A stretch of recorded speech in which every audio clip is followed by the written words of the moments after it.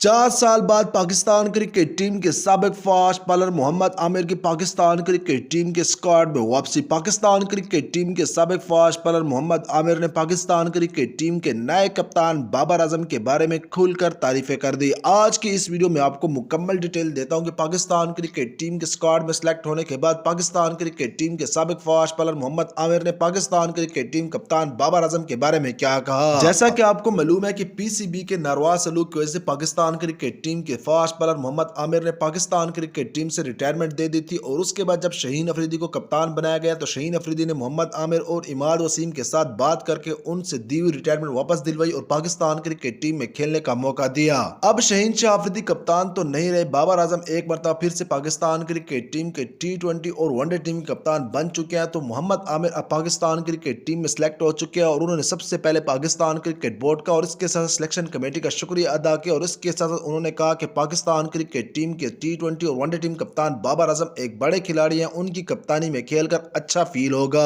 मोहम्मद आमिर का मजीद कहना था कि पाकिस्तान क्रिकेट टीम में जितना भी खेलने का मौका मिलेगा कोशिश करूंगा कि पाकिस्तान क्रिकेट टीम के लिए दिलो जान से खेले और इसके साथ मोहम्मद आमिर का मजीद कहना था कि पाकिस्तान क्रिकेट टीम को T20 वर्ल्ड कप 2024 का चैंपियन बनाना मेरा ख्वाब है।